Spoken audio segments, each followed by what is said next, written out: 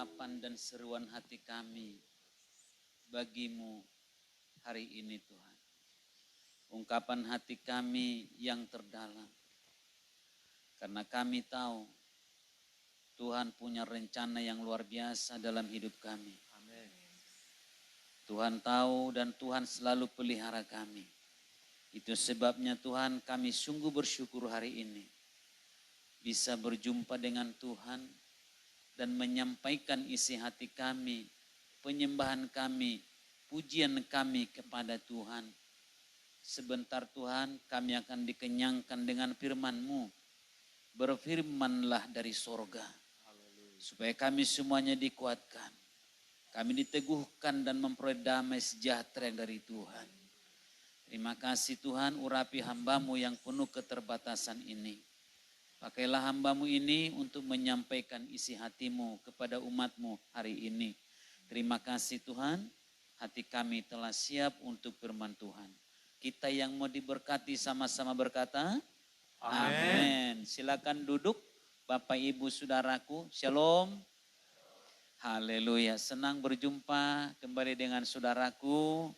Satu anugerah yang luar biasa bagi saya yang diberi Tuhan lewat Bapak Gembala Sidang kita. Diberi waktu kalau datang ke Batam, selalu diberi waktu berkunjung ke Tanjung Uban. Saya rindu kepada saudaraku dan hari ini saya lihat semuanya sehat sukacita. Haleluya.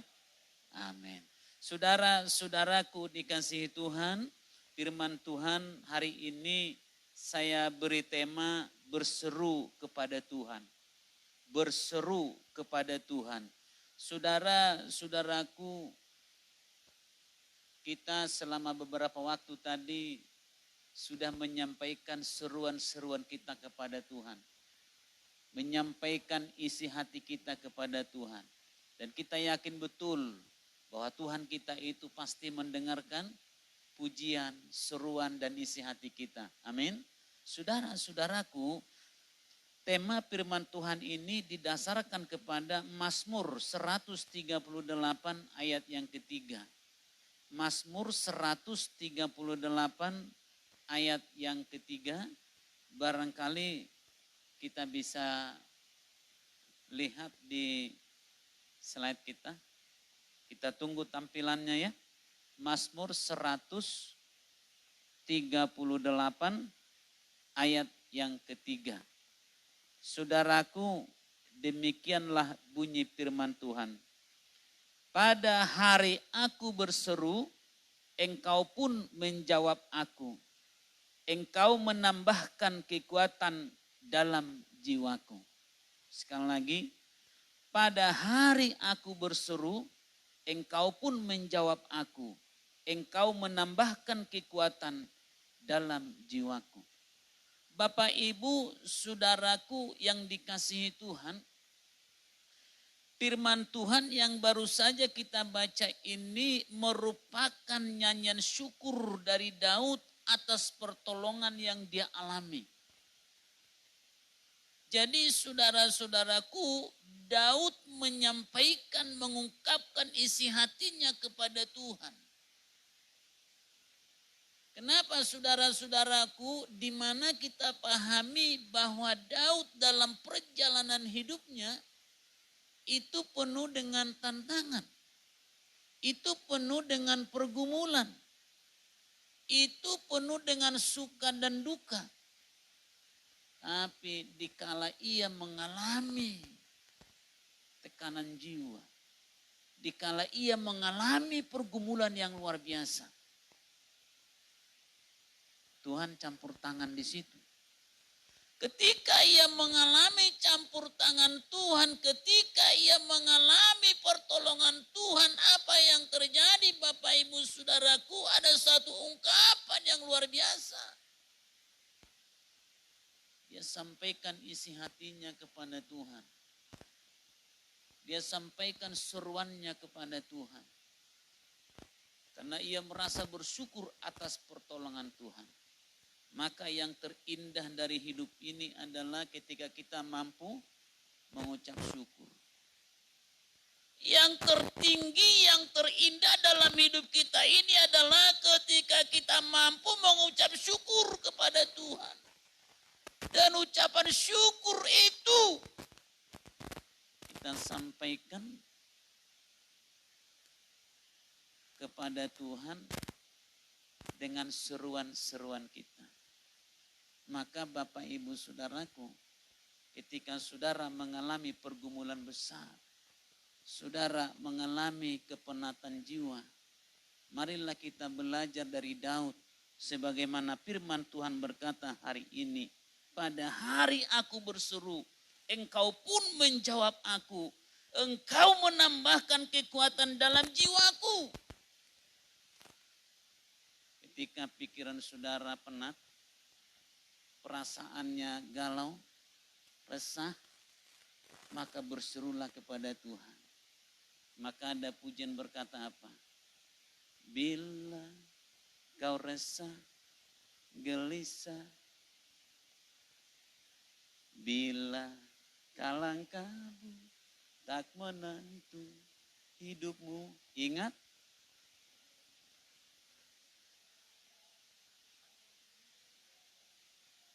siapa namanya? Saudara-saudaraku,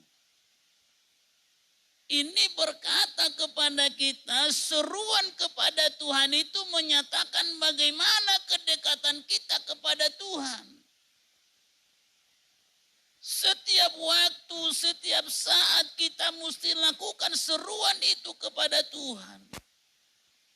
Tapi yang pertanyaan yang mendasar adalah bagaimana kita berseru kepada Tuhan. Saudara-saudaraku, kita berseru kepada Tuhan apabila hati kita ditaburi dengan firman Tuhan. Saudara, hati yang rela ditaburi dengan firman Tuhan. Itu sebabnya saudara dan kita semua ada hari ini di sini karena hatinya rela ditaburi dengan firman Tuhan. Salah satu kesukaan Tuhan bagi umatnya, salah satu hal yang menggembirakan hati Tuhan itu adalah apabila umat Tuhan itu rela hatinya ditaburi dengan firman Tuhan. Jadi saudara-saudaraku, Tuhan akan mendengarkan seruan umatnya. Khusus bagi umat Tuhan yang suka firman Tuhan. Ketika firman Tuhan ditaburkan di tanah yang baik itu, yaitu orang yang mau mendengarkan firman Tuhan dan memiliki pengertian yang benar, maka ia akan berbuah. Firman itu akan berbuah. Tuhan senang melihat umatnya apabila ia berbuah lebat. Saudara-saudaraku, ketika Tuhan melihat buah itu ada, ketika Tuhan melihat firman itu hidup, itu akan nyata dari seruan-seruan kita kepada Tuhan.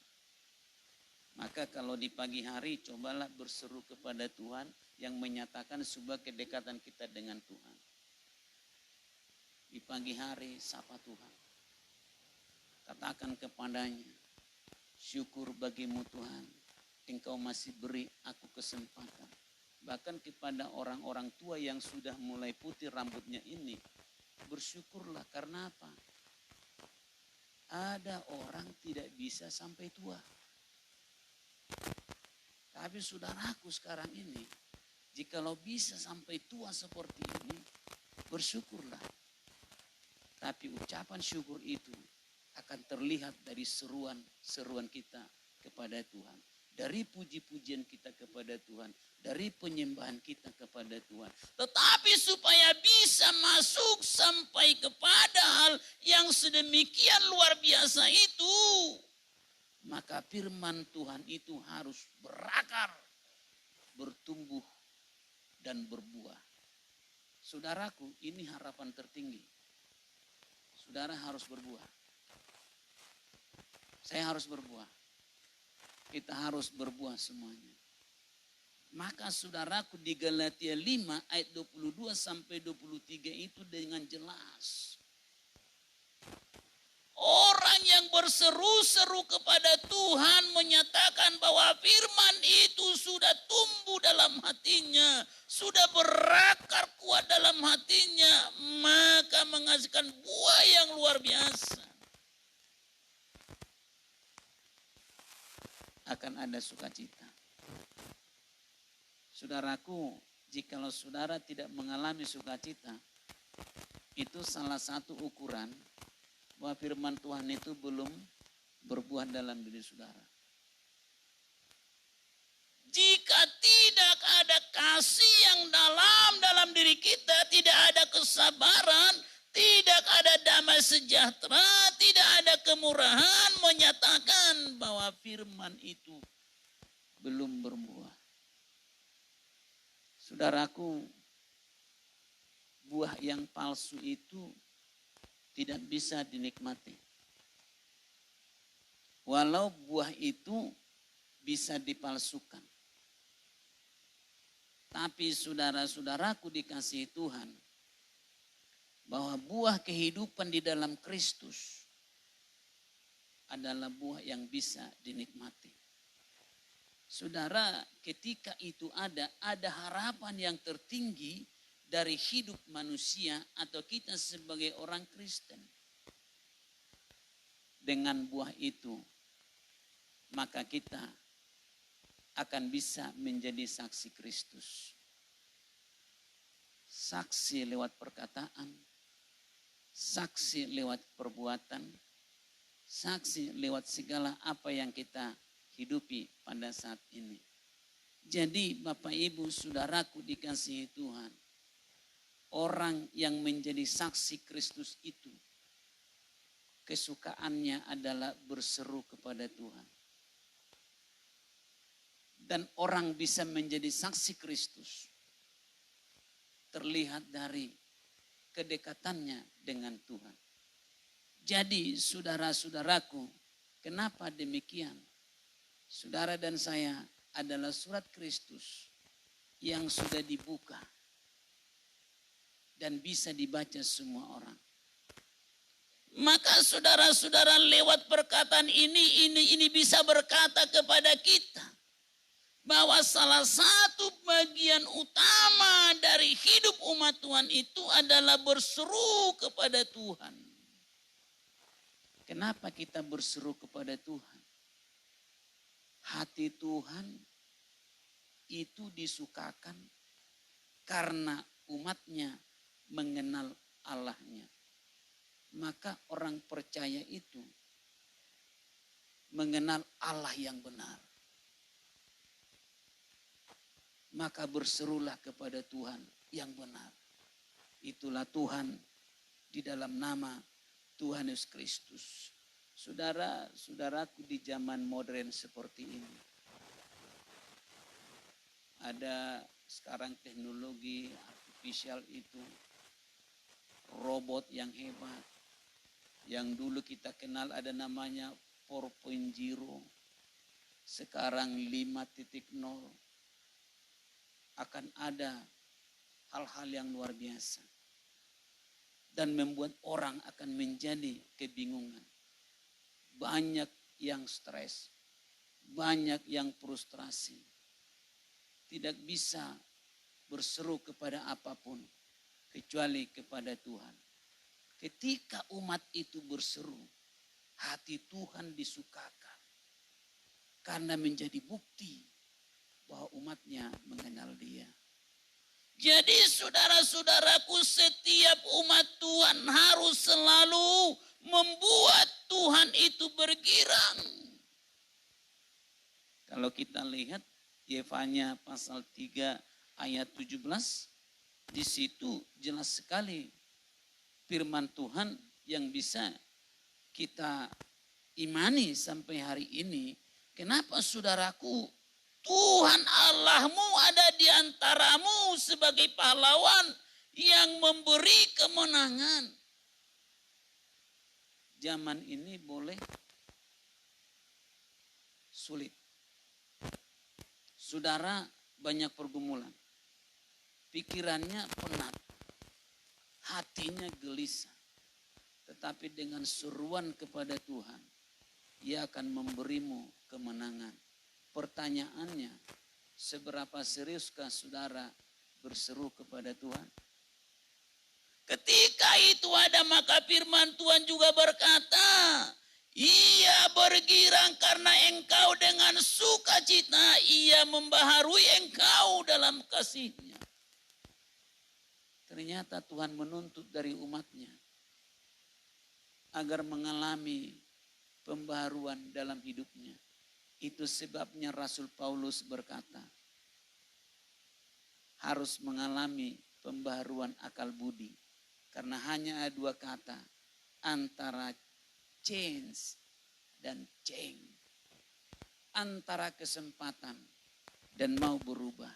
Maka Bapak Ibu Saudaraku, jika sampai hari ini seruan saudara kepada Tuhan belum terlalu mengena di hati Tuhan, maka berubahlah memiliki seruan yang betul-betul memuliakan nama Tuhan. Kenapa saudara-saudaraku? Karena firman Tuhan ini berkata kepada kita, Ia adalah pahlawan kita. Maka kita harus berseru kepada pahlawan itu. Dan ternyata hatinya disukakan. Hatinya bergirang karena umatnya mengenal siapa Allahnya.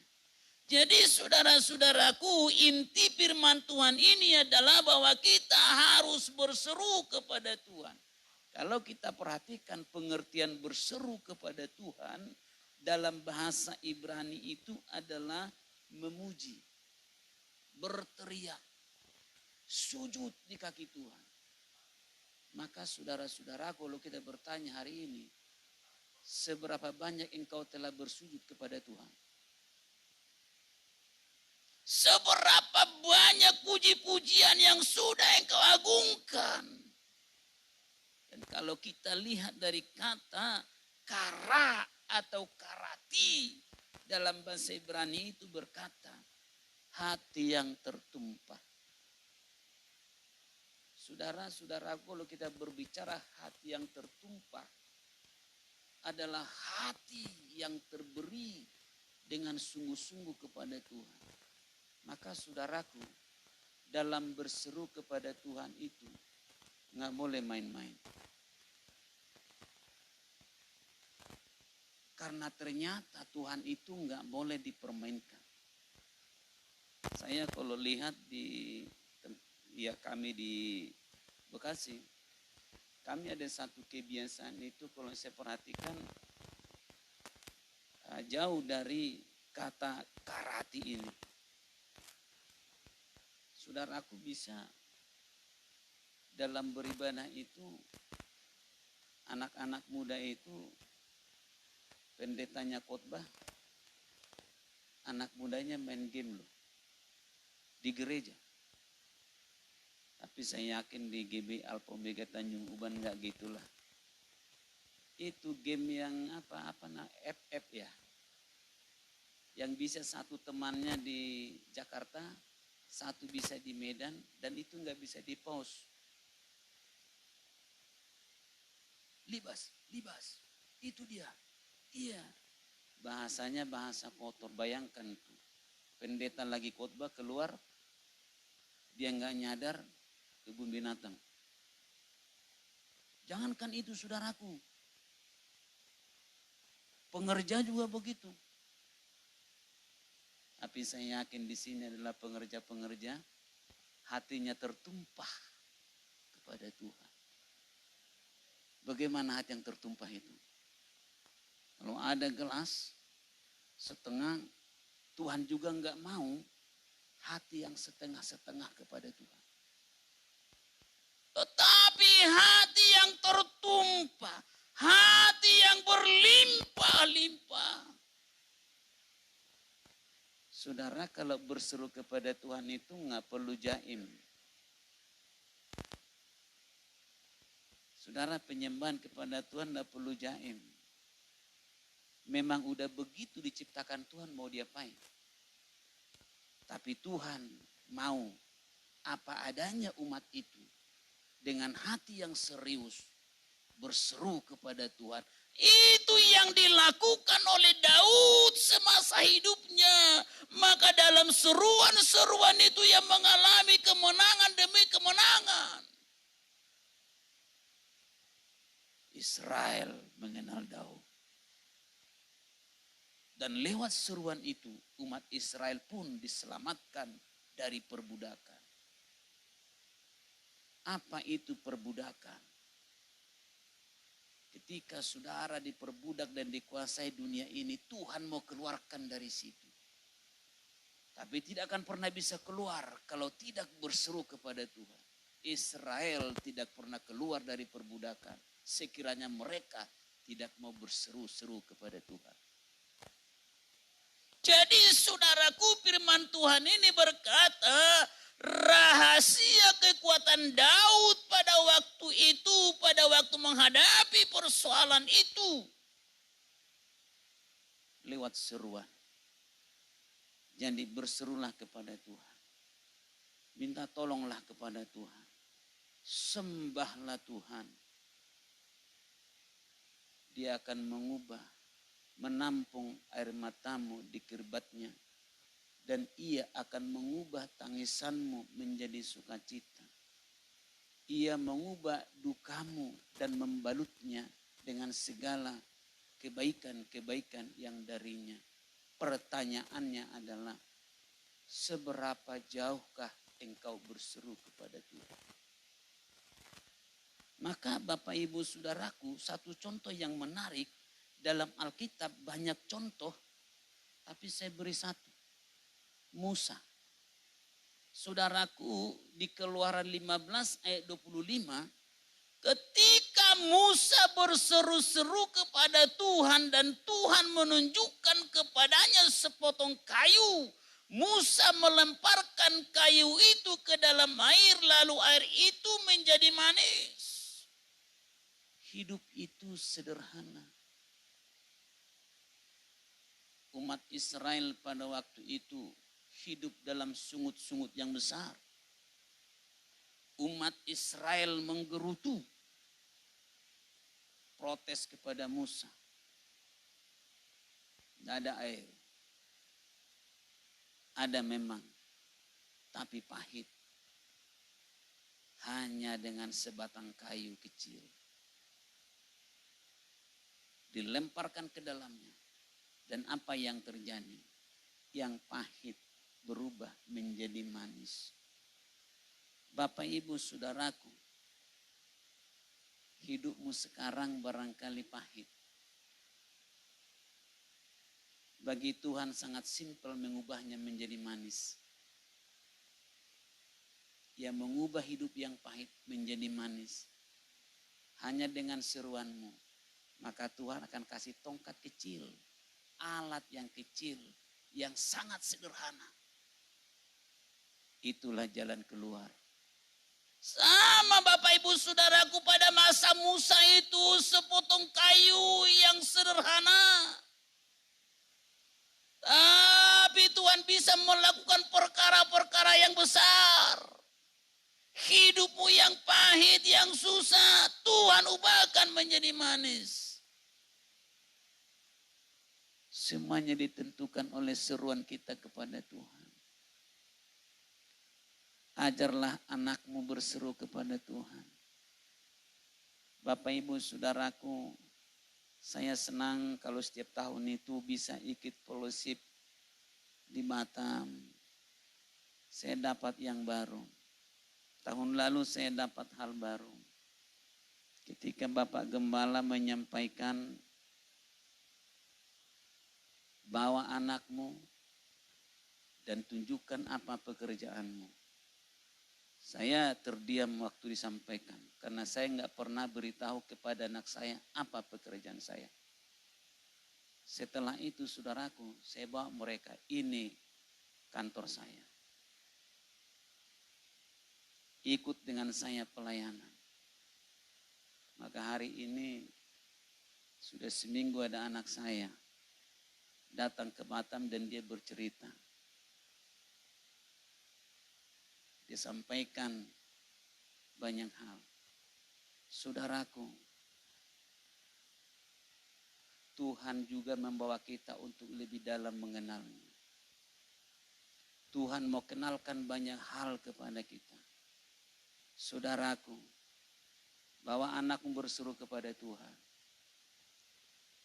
Ibu-ibu, bawa suamimu berseru kepada Tuhan. Saya bangga lihat istri saya. Dialah yang bawa saya lebih dalam untuk berseru kepada Tuhan. Maka kami sekeluarga bisa berseru kepada Tuhan. Walaupun banyak beban dan pergumulan. Tidak mudah. Karena 3 orang anak. Walau mereka lahir dari seorang ibu. Dan seorang bapak. Tetapi tidak mudah. Saudaraku dalam Tuhan juga saya pikir demikian. Banyak Tuhan yang mau kerjakan. Tapi saudaraku, kita sebagai umatnya yang tidak mengerti kehendaknya. Namun satu hal di sore hari ini, berserulah kepada Tuhan. Saudara-saudaraku, ketika seruan itu ada, ia bisa mengubah semuanya. Kenapa saudaraku? Karena dalam seruan itu coba kita perhatikan, berseru itu mengandung janji. Satu lagi, slide lagi. Di Mazmur 118 ayat 5 dikatakan apa? Dalam kesesakan aku telah berseru kepada Tuhan. Tuhan telah menjawab aku dengan memberi kelegaan. Saudaraku, ketika saudara berseru, saudara akan mendapatkan kelegaan dari Tuhan. Seruan itu mengandung janji. Dan janji itu luar biasa. Saudaraku, berserulah kepadaku, kata Tuhan, pada waktu kesesakan aku akan meluputkan engkau. Dan engkau akan memuliakan aku. Ketika kita sudah berseru dan kita menjadi terluput dari bahaya itu. Maka Tuhan berkata, muliakan aku. Saudara, dalam seruan kita hanya ada memuliakan nama Tuhan. Dan ada janji Tuhan lagi, coba kita perhatikan. Tuhan dekat pada setiap orang yang berseru kepadanya. Pada setiap orang yang berseru kepadanya dalam kesetiaan. Saudaraku, dalam seruan itu ternyata harus ada kesetiaan. Ada 3 hal janji dari seruan itu. Yang pertama, Tuhan akan berikan jawaban atas segala persoalan kita. Ketika Tuhan sudah beri jawaban itu, Tuhan katakan, muliakan namaku. Dalam memuliakan namaku, saudaraku, Tuhan katakan butuh kesetiaan. Seruan itu mengandung kesetiaan. Jadi saudara-saudara, yang menjadi pertanyaannya adalah, mengapa kita harus berseru kepada Tuhan? Saya cuma tuliskan 4 alasan mengapa mesti berseru kepada Tuhan. Yang pertama, saudara-saudaraku, kita berseru kepada Tuhan, saya coba temukan karena Tuhan tempat perlindungan. Di dalam Mazmur 9 ayat 10-11, Tuhan berkata di sana, demikianlah Tuhan adalah tempat perlindungan bagi orang yang terinjak. Tempat perlindungan pada waktu kesesakan, orang yang mengenal namaku percaya kepadaku. Sebab tidak kau tinggalkan orang yang mencari engkau.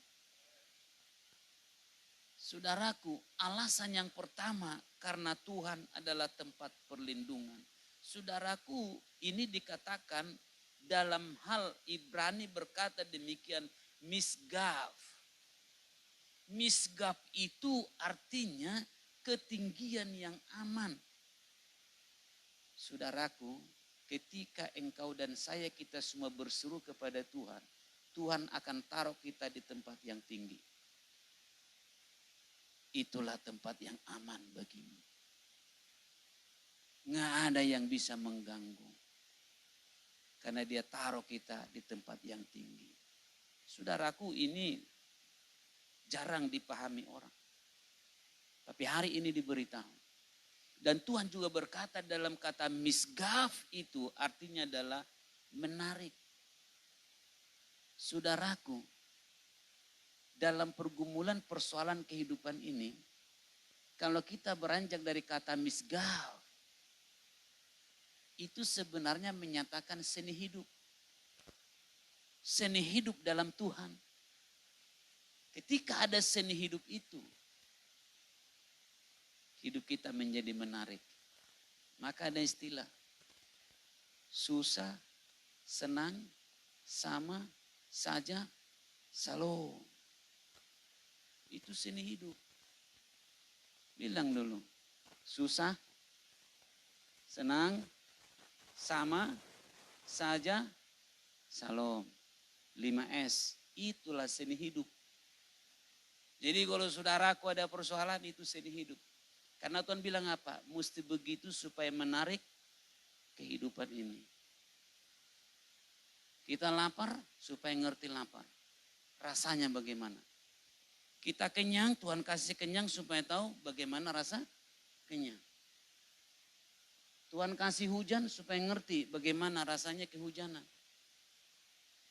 Tuhan kasih rumah supaya ngerti bagaimana rasanya tinggal di rumah. Ternyata itulah pelangi hidup. Saudaraku, itu terdapat dalam seruan kepada Tuhan berkata misgau.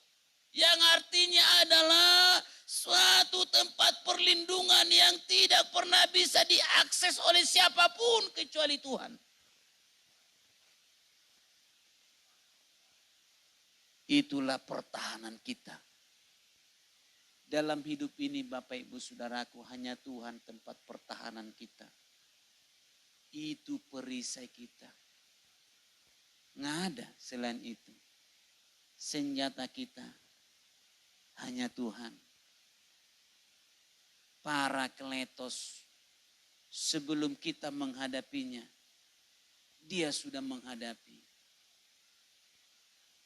Hanya saja kadang-kadang hidup kita ini mau menjadi Tuhan. Sehingga kita di depan, Tuhan di belakang. Matilah kita. Menderita kita. Tapi ternyata dengan berkata, misgab, ternyata Tuhan taruh kita di tempat yang tinggi. Tempat yang aman. Tempat yang indah dan menarik. Memang dalam hidup ini ada lika-likunya. Tapi Tuhan mau katakan, itulah seni hidup. Jadi Bapak Ibu, hidup yang susah, hidup yang senang, penuh perjuangan. Tuhan bilang, itulah seni dalam kehidupan. Saudara-saudaraku, alasan nomor 2 mengapa kita harus berseru kepada Tuhan.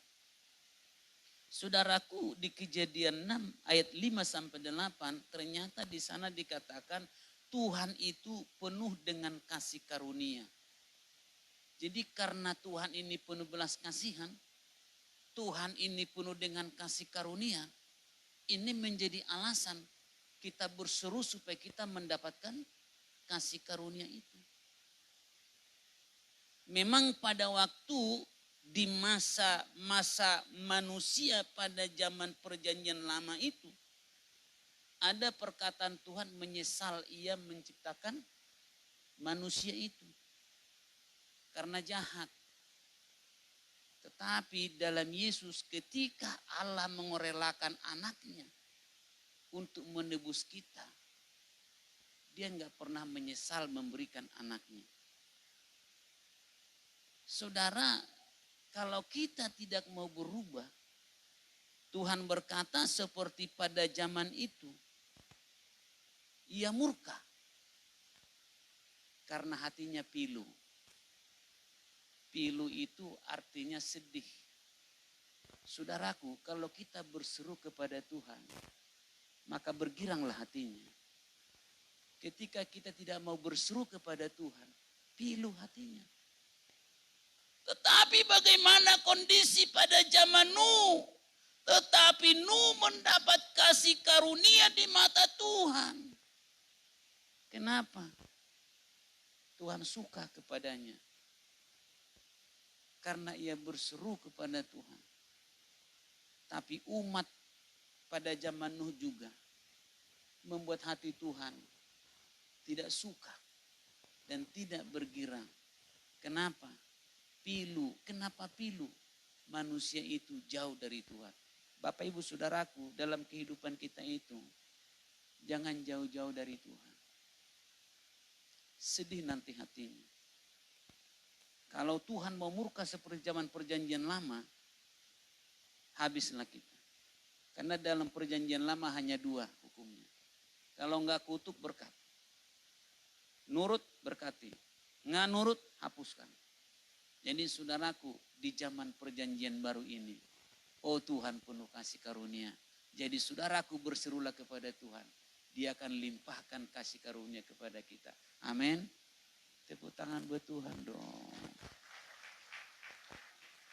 Saudara-saudaraku dikasihi Tuhan, yang ketiga alasannya adalah karena Tuhan itu memberikan harapan yang luar biasa ke depan.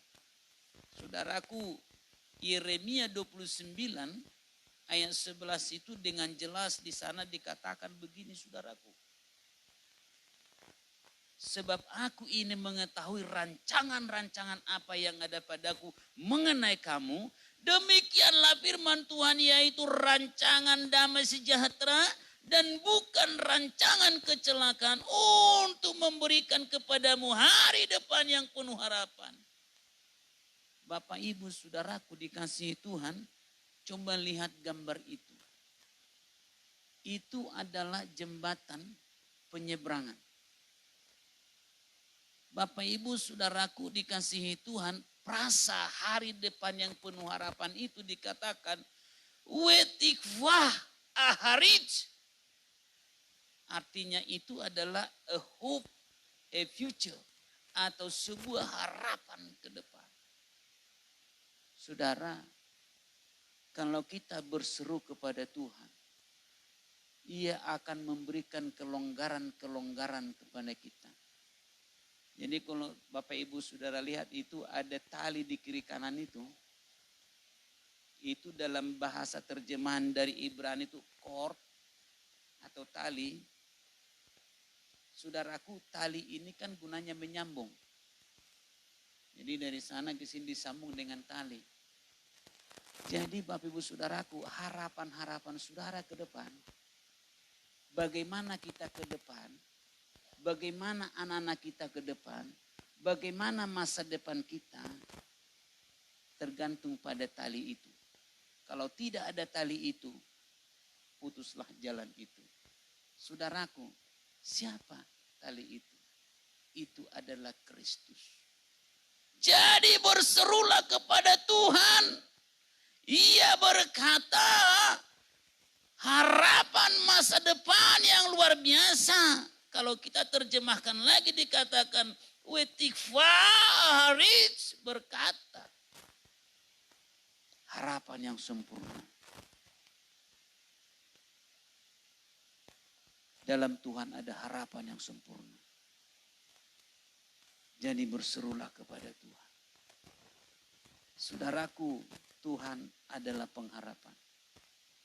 Manusia itu teman untuk berpengharapan. Tapi manusia bukan tempat pengharapan. Tapi kawan untuk berpengharapan.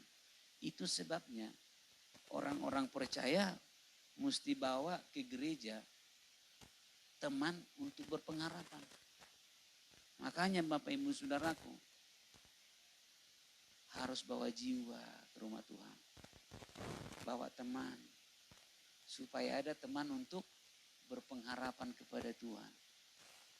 Kalau bisa di dunia sama-sama berpengharapan. Nanti ketika Tuhan panggil sama-sama juga ada di sana. Begitu saudaraku. Kenapa saudaraku? Kita kan mesti pergi pulang ke rumah Bapa nanti harus bawa sesuatu. Pekerjaan kita. Maka rugi saudaraku kalau sampai kita nanti sampai 70 tahun jadi orang Kristen. Enggak berbuah. Enggak bawa jiwa satu pun. Rugi kita. Pergi bersaksi ya. Bilang. Yesus adalah wetikvah harij. Yesus adalah pengharapan itu. Marilah denganku pergi ke rumah Tuhan, karena Tuhan menunggumu berseru di altarnya. Saudara-saudaraku berkata kepada kita, Tuhan memberi rancangan yang baik, damai sejahtera. Artinya saudaraku, peace. Artinya itu begini, perpanjangan masa. Maka salah satu rahasia panjang umur adalah sering berseru kepada Tuhan. Ia adalah tali untuk sampai ke sana. Dikatakan sauh yang kokoh.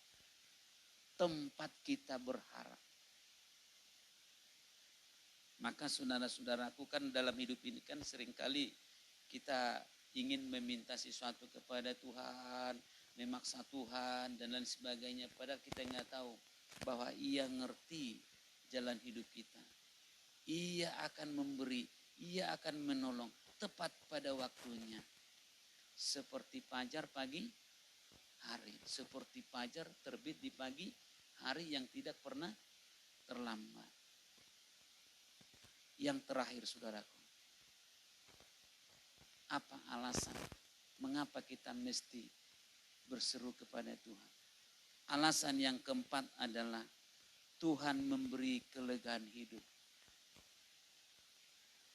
Firman Tuhan tadi berkata bahwa Ia akan memberikan seperti kata Daud, pada hari aku berseru, engkau pun menjawab aku, engkau menambahkan kekuatan dalam jiwaku.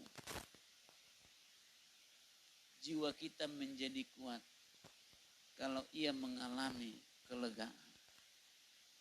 Maka Tuhan berkata lewat firman-Nya, marilah kepadaku semua yang letih, lesu dan berat.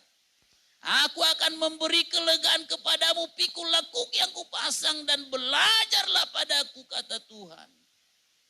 Saudaraku, belajar pada Yesus. Ikuti undangannya. Datanglah kepadaku.